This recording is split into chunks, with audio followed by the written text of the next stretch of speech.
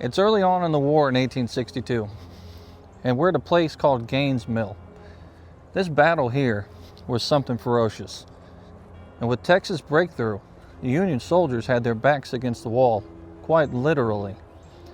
The 44th New York here is fighting against Alabama. They've got a tough fight ahead of them. One soldier in particular that's in this unit is a color bearer that not only survives the war, but survives with multiple wounds. And we have a photograph of him. There's a lot of things to uncover here at Gaines' Mill. We hope to provide a good story for you. Stick around. We got a lot to talk about.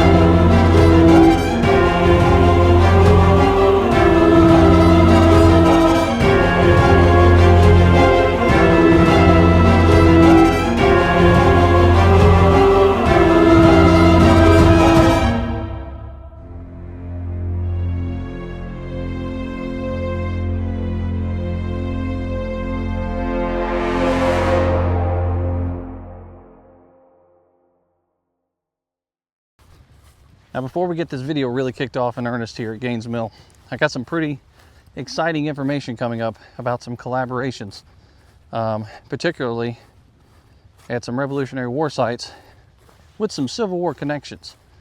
So stick around to the end of this video and check out that information. And also, we're going to put links in the description to other videos that pertain to the Battle of Gaines' Mill. If you like this channel and you like what we're doing here on this channel, help us grow. Hit like, hit subscribe, tell your friends about us, repost everything that you can, and also make a comment down below. Even if you don't like something, make a comment about that. It actually helps the channel out. It helps us to improve our videos.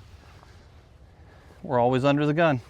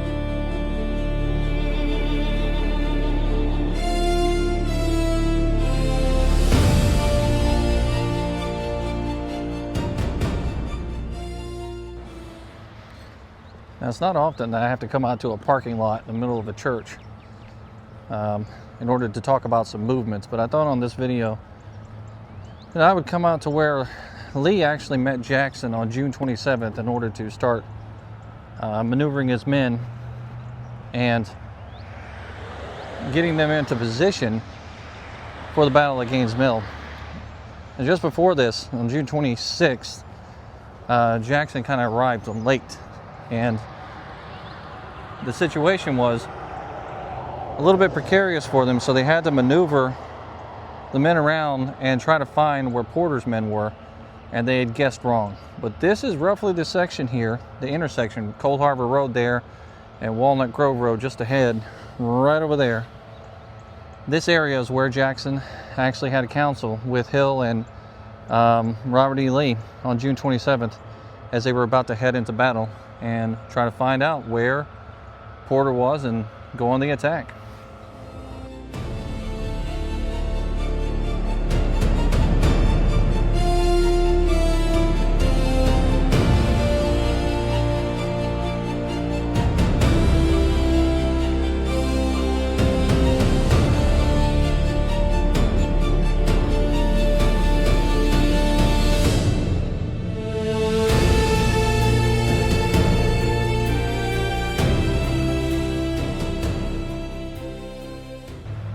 That's some pretty neat stuff there. I pass by this intersection all the time, and I didn't even realize, honestly, that I was really passing a location that had such significant history. You kind of narrow your focus in on the battlefield sometimes, and then kind of lose sight of those small wayside markers. And I'm using a Peninsula campaign guide out here in order to find this information, and I'll post that information in the description of the video so that you'll know which book I'm actually using.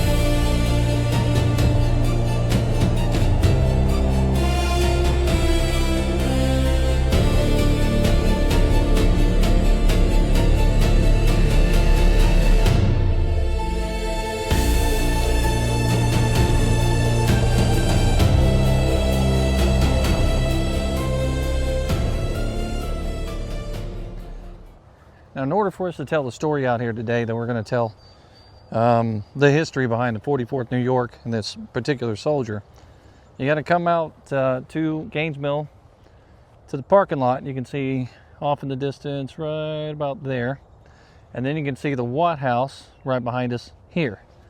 And you have to take the trail out straight ahead onto the battlefield and walk all the way past where the fences are, the little split rail fence we have here, the trail that takes you all the way down to the end. And then you'll see another offshoot of that trail that takes you out towards Boatswain's Creek. This is roughly the vicinity where the 44th New York would have been, along with Butterfield's men, when they were being attacked by the Confederates that were coming through that area. Some of the units out there would have been like Alabama, Louisiana. Those are some of the folks that were fighting in this direction towards New York. One in particular was a man that was with the 14th Louisiana. He fought out here, and he wrote back home about his fight. And he was telling the people back home that he, at one point in time, the bullets were flying so thick, they thought about sticking his hand out and trying to catch them with his hands. He didn't, but later on, he ends up dying at the Battle of Second Manassas.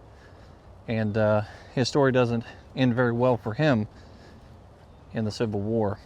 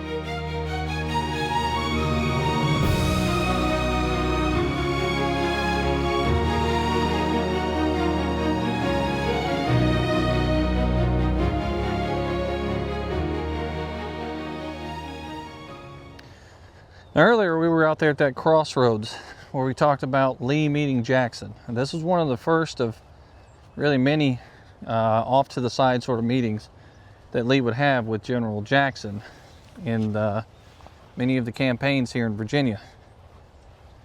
They would become the dynamic duo that everybody talks about in the American Civil War up until the point of Jackson dying.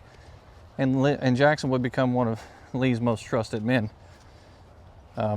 The plan that they hatched here didn't unfold the way that they wanted it to. They were supposed to probe and find Porter's men in Old Cold Harbor. They were expecting him to be in a different location, but instead, what they ended up finding was nothing. They ended up moving around and finding him over here near Boatswain's Creek. But nevertheless, Lee was able to get his men up and concentrated, and eventually they would mass the largest frontal assault in the American Civil War, larger than Pickett's charge. It's pretty amazing what happens out here. Now, when we talk about the 44th New York and their location, they're roughly out here somewhere in these woods. They're on a downward sloping area of this hill on the extreme left of the Union line out here near Boatswain's Creek. Across the fence line over there on private property is where those Alabama men and Louisiana are coming up. Some of Louisiana, because there's the Louisiana Tigers on the opposite side of the field as well. But the 44th hasn't really been involved much out here most of the day until that late push in the afternoon, when they get tested mightily by the Confederates and end up having to skedaddle out of this area and run up the hill. Now, with that being said, there's actually a newspaper article about the 44th New York and a battle flag that was captured. Some have said that the battle flag was captured here at this battle, and others have said that they think the battle flag was actually captured at Malvern Hill. But in that article, it details that a Colonel Rice captured a battle flag that had the inscription of 7 Pines on it. And it was captured at Malvern Hill or Gaines Mill, which is kind of amazing if you think about it, because 7 Pines was not too long before all of these battles that we're talking about, and it's already on the battle flag. So I guess they worked pretty quickly.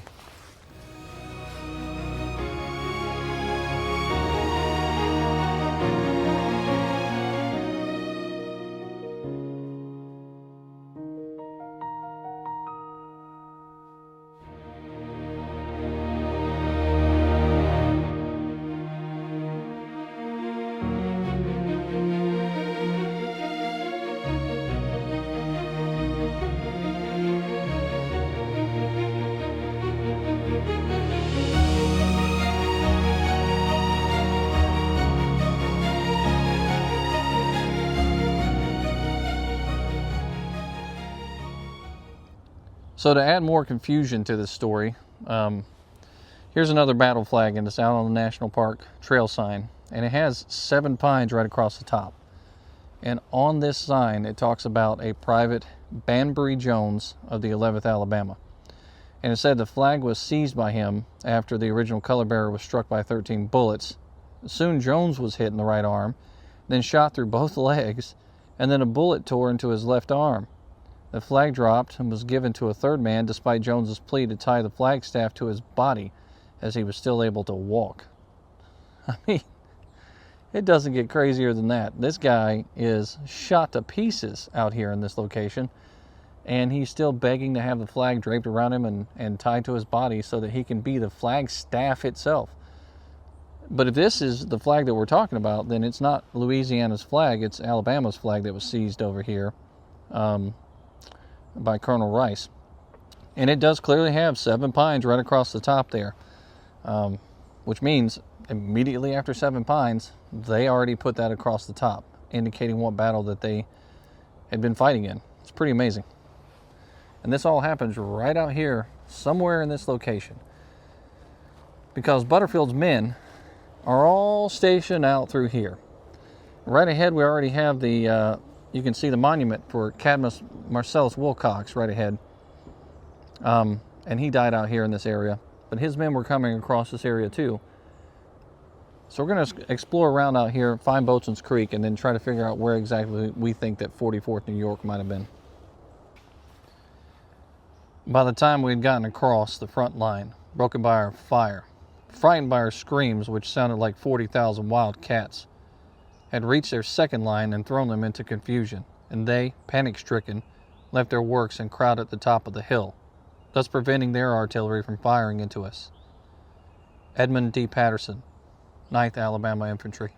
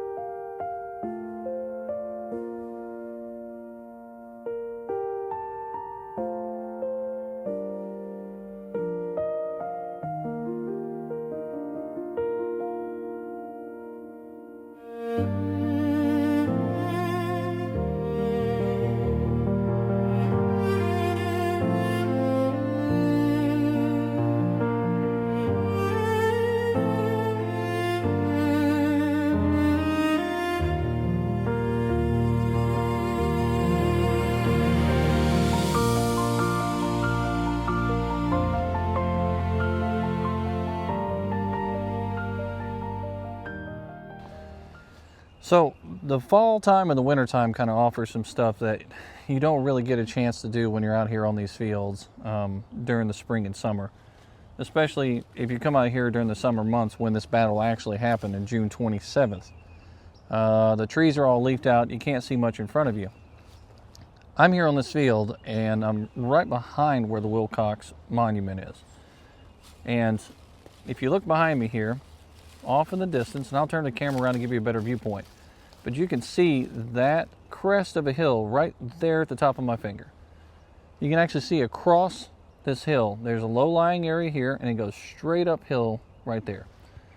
Down below there, the creek is running just down below, and you can't see it from this position, but you can actually hear it from where I'm standing.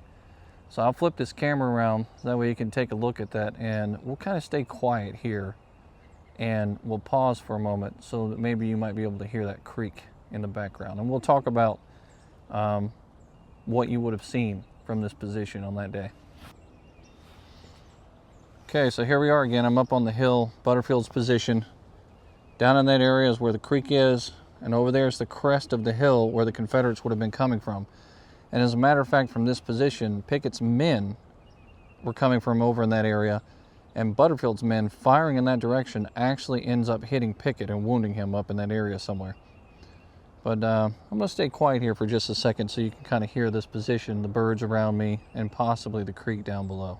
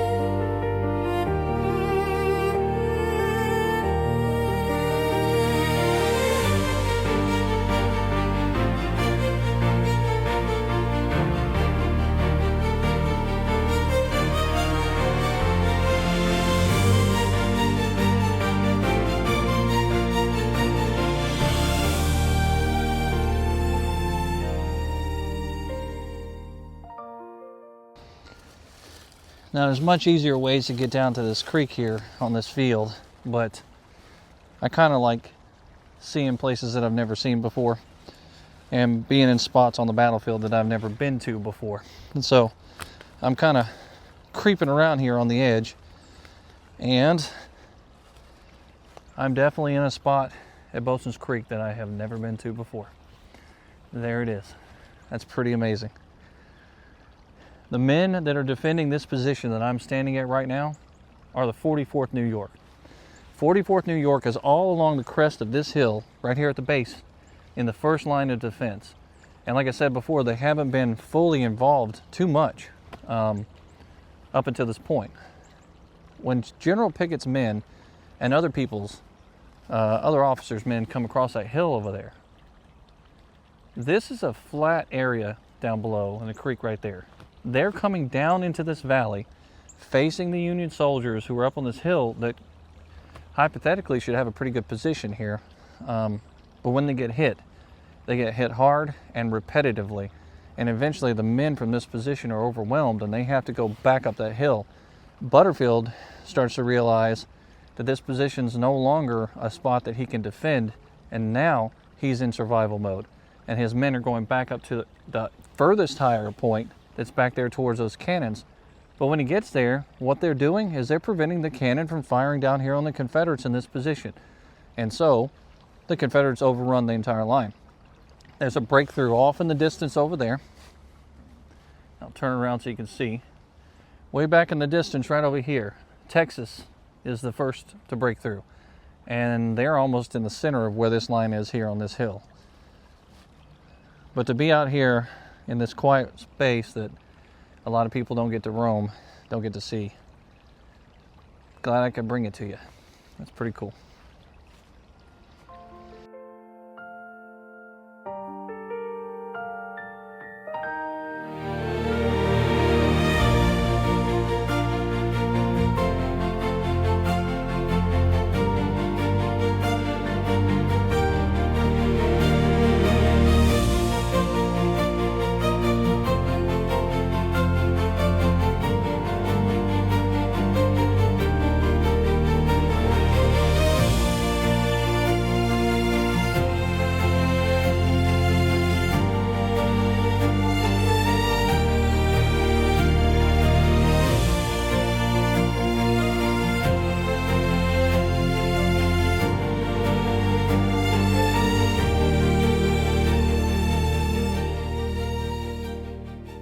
Well, you can't get much cooler than that.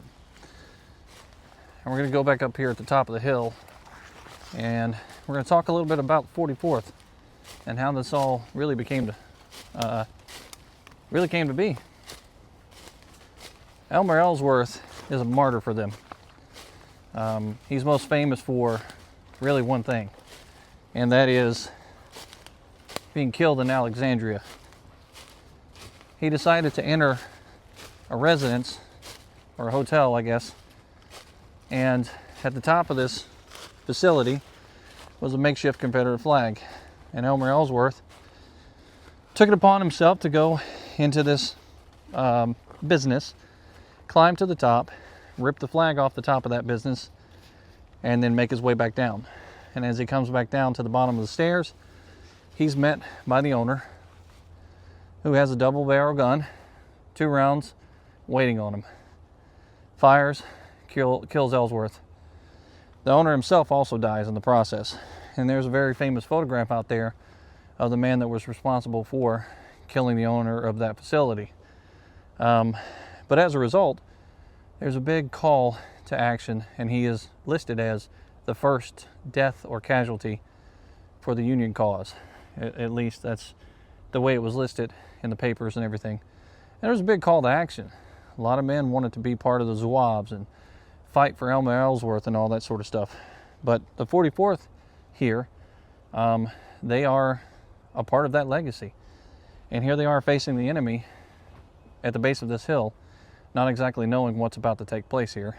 They know there's going to be a hard fight, because leading up to this point, it was extremely hard fought all the way to this position here at Gaines Mill.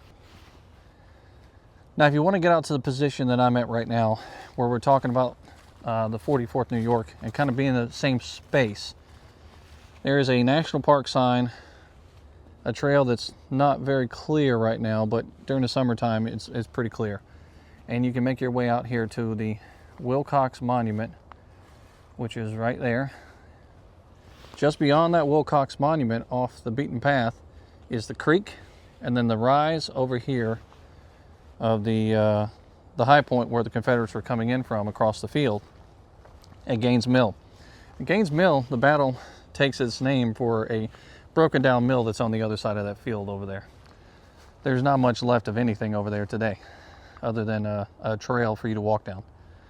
New York is down here somewhere, and if you look at the topography of the maps that the Battlefield Trust has out there for you, you can see that they are kind of at the bottom or the base of a hill at the extreme left position, and this spot is starting to be enveloped by the Confederates on this end. Alabama and Louisiana are starting to come around the side and come in through here and all across in this area facing these guys. And that's really what's overwhelming them in this position. They're about to start taking enfilade fire, and they have to make their way back up to the top of that hill over there, which is where the Watt House is and where the main lines of artillery are located for the Union Army out here.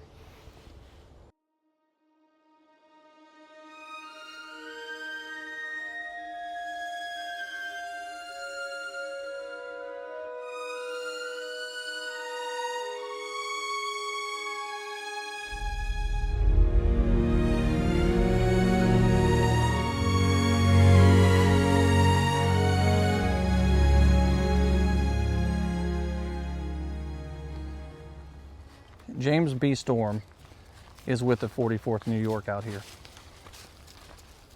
James is he's a color bearer. He worked his way into that position. He got the trust of the men to be able to do it. He is 27 years old when he enlists in 1861. He was a bricklayer by trade. He was from Western Pennsylvania. Eventually, he makes his way to New York to become an iron worker. Basically, he's following the jobs, if you will, and now he's a New Yorker. So this is how he ends up in that 44th New York unit. During the war, he finds himself in almost every major engagement that you can think of leading up to Gettysburg. He's wounded multiple times. He takes a slight wound at Malvern Hill.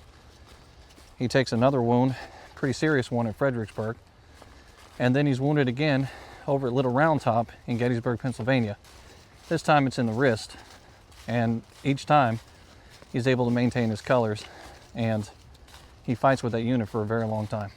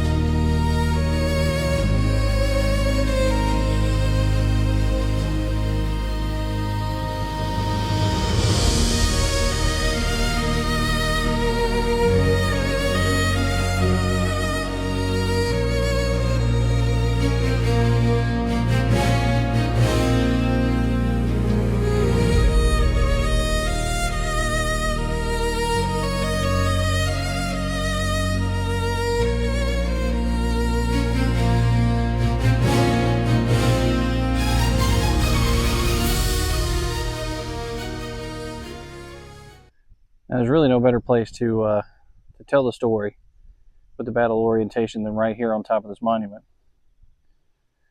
Now, for orientation, off down in this direction over here is where the 20th Maine is. The 20th Maine kind of angles down this way and then back like this. Then coming back up in this position over here is the 83rd Pennsylvania. Swinging back in this direction where I'm at right now is the 44th New York. Then the 16th Michigan is off in this direction over here, followed by the 140th New York, the 91st Pennsylvania, the 146th New York, who we talked about in an earlier video, 155th Pennsylvania. and they're all looping back around this direction over here on the top of Little Round Top.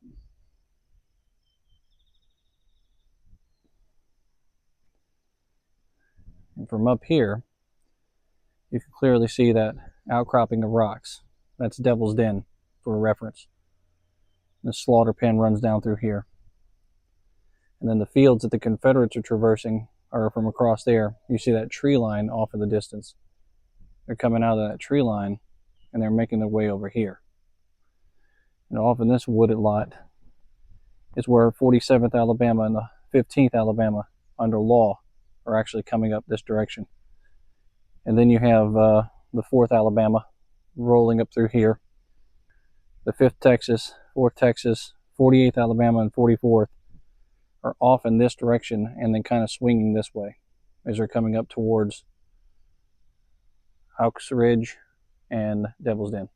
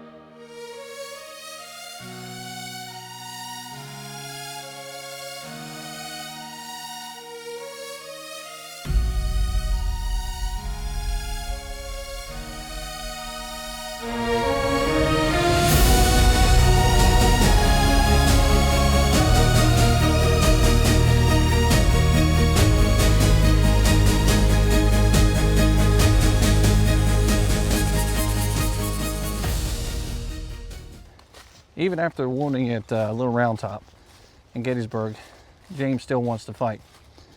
He stays with his unit, the 44th, until October of 1864, when the unit is mustered out. Some of the more senior men who decide to stay on end up transitioning to the 140th and 146th New York instead of the 44th. There's not enough men to maintain it. James would go on to have a pretty decent life.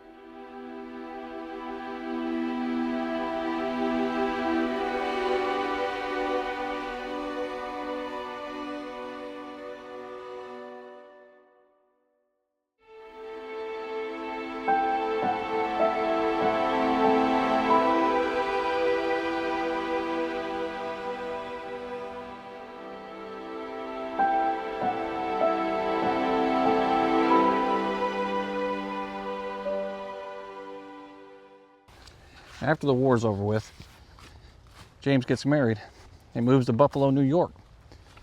He ends up working there in a chemical factory for a long time. And he dies in the late 1800s in his 60s. He leaves behind a wife and 5 children. He has a very unassuming life after the war's over with. He does visit with some of the old members of the GAR, Grand Army of the Republic, from time to time, and talks very little about his experiences in the war. There's hardly anything out there to actually find about this man who actually has a couple of photographs in the Library of Congress of him holding his battle flag with the 44th New York. Mr. Brady actually photographed the flag itself, and we'll post those pictures up here so you can see them. It's a pretty unique story about a man from, well, really Pennsylvania that fought for New York against the Confederate Army throughout some of the most arduous fights and times during the Grand Army of Republic's time. He fought Fredericksburg, Chancellorsville, Gettysburg, here at Gaines' Mill, Malvern Hill, all the 7 days battles. He also ends up in the fights for the Overland Campaign, and somehow he makes it out alive. It's pretty amazing for a man who's carrying the colors in any unit. General Lee would have to order a final full-scale assault, and he orders in General James Longstreet to launch that assault. The Confederate line, composed of men from several brigades, advanced across the field with their bayonets gleaming under the hot afternoon sun. Among the troops leading the charge is the famed Texas Brigade, commanded by Brigadier General John Bell Hood. These soldiers, known for their fierce determination, would soon make a name for themselves in Civil War history.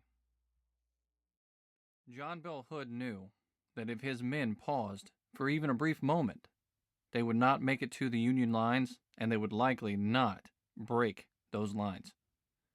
He told Robert E. Lee that he would try to do so. So he ordered his men not to fire and not to pause for a single moment until he told them to do so. The men of the 4th Texas, despite their exhaustion and the mounting toll of the day, pressed forward. The air is thick with smoke and artillery and musket fire, the ground churned by the pounding of thousands of boots. The Union defensive positions were heavily fortified. Breastworks and artillery positions lined the Union front, but the Texans charge, undeterred by the deadly fire they face. By late in the afternoon, the Texans close in on the Union lines, and charge reaches its climax. Union artillery and infantry pour fire into the advancing Confederate lines, but the Texans overrun the Union ranks. A sergeant major, seeing a colonel fall, recalled, "The colonel fell, but I didn't stop. I couldn't stop. The charge was far too gone. The men followed me, and we broke through their lines." The 4th Texas surged forward, clambering over fallen comrades and bayonets fixed, driving towards the Union fortifications. Their charge was relentless, even as the casualties mounted. The colonel falling was just one person. They knew they had to press on. Despite the staggering losses, the 4th Texas and the rest of Hood's brigade break through the Union defenses. The Union forces are now in full retreat, and their position overrun. The Confederates have won the field, but at a cost that's extremely steep. At the same time that Texas breaks through, Butterfield realizes his position is tenuous at best. He then starts to order an orderly retreat. But what turns into an orderly retreat becomes a full retreat as men clamber over top of one another, and in confusion, the Union soldiers are now in front of their own artillery pieces, and the artillery pieces can't help them. In the clamoring confusion and the gun smoke, as the Union soldiers start to retreat, the 4th New Jersey and the 11th Pennsylvania are not aware of everything that's going on the field.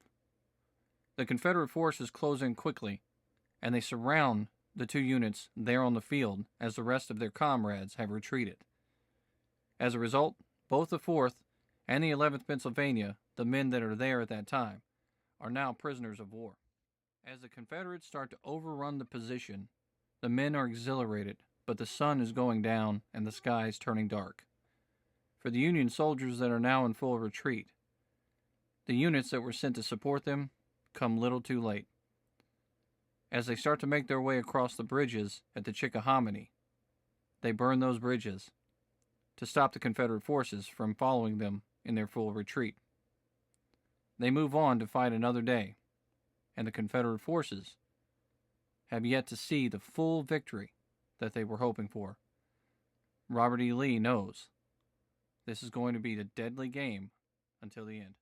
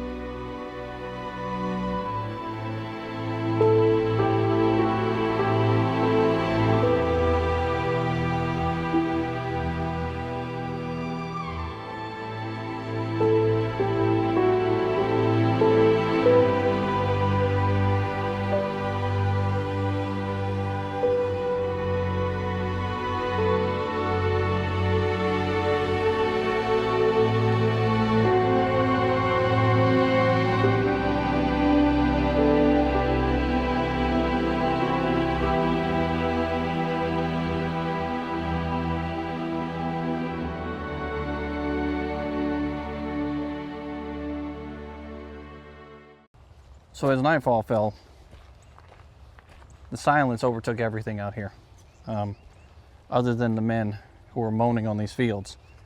Now, if you based a victory off of casualties, then this field's not a victory for the Confederates. An estimated 8,700 casualties for the Confederate Army, an estimated 6,800 casualties for the Union Army out here. So they have drastically less casualties, but they have to leave the field behind, and with that, 12 pieces of artillery out here on this field are taken captive, along with probably thousands of soldiers by the Confederate Army. The men limp off of this field and get across that river and meet back up with McClellan's army. And that's just in time to end up at the Frazier's Farm, Glendale battle and Malvern Hill. We're talking some more serious fighting ahead for these men. And over at Malvern Hill, the very first time ever during this campaign, the entire Union Army is collectively together for that fight. But somehow, some way, McClellan and his men end up leaving the field behind again. It wasn't a victory that time for the Confederacy, though.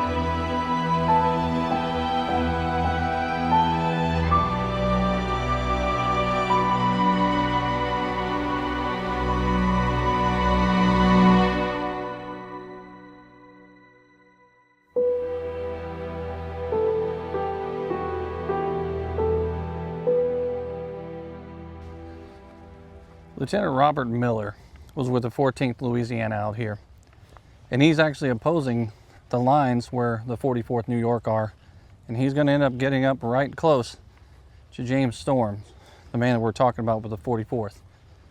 He writes back home to his father, and he tells him of an experience that he has out here. A bullet passes through his scabbard, and it ends up ricocheting off and killing a man next to him. And he tells his father that the bullets were flying so thick that he actually contemplated sticking his hands out and trying to catch the bullets. It's kind of a crazy idea. Well, Mr. Miller goes on to fight just a little bit more. He makes it through the 7 days campaign. But he ends up dying at Second Manassas. And that's the end of his American Civil War story out there on these fields in Virginia. It's stories like that that are just kind of mind-boggling and crazy to think about, you know. A man coming across these fields and he gets lucky within just a matter of inches. A bullet bouncing off the only metal piece on his body, but somehow ends up taking out the man next to him. But then he goes on to die later. But that's just war. That's just how it turns out for these guys. It's only a matter of time before they're wounded, captured, or killed. It's pretty amazing.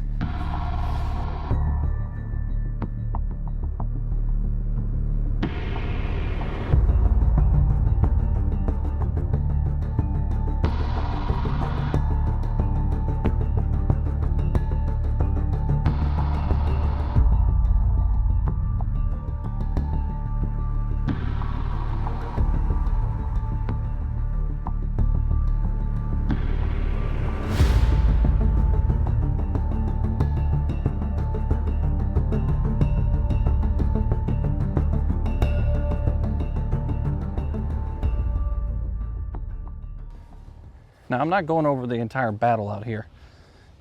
We have videos about that battle in Texas, 1st Texas, the units that came through the breakthrough. Pretty detailed too. And I'll put some links in there in the description to those videos if you want to see them. Would appreciate you watching. But all throughout this area here behind me, this entire area is where Texas is swarming in and coming across here. I'm in an artillery position right now for the United States military. This entire field would be covered with dead and wounded by the end of the day. And these fields would be awful quiet, with campfires going and Union soldiers making their way off of this field after an exhausting 6 hours of combat. It's amazing what these guys went through out here.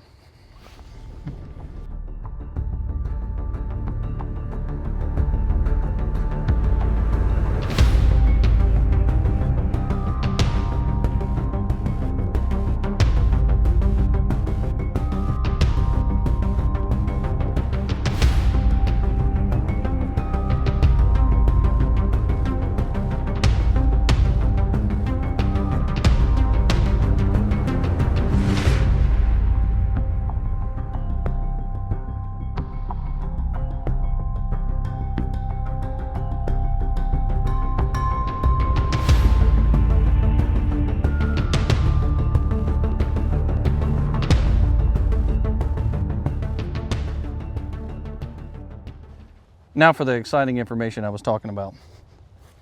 Here pretty soon, we're gonna have a collaboration with a well-known, I guess you could say history videographer or historian on YouTube. A lot of you already subscribe to his channel. I'll release more information about that here pretty soon as the plans are hashed together and I know more about what he decides to do as far as the battles that we're covering.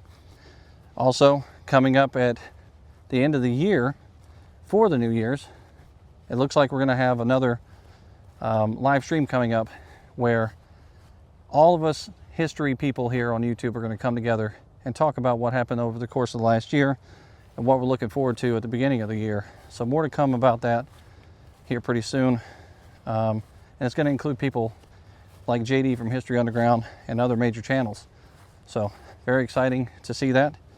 Also, if you haven't seen the video yet about trying to help out the Gettysburg Museum of History, they have a link that you can go and donate money to their cause. It is a charitable cause, so therefore it's a donation.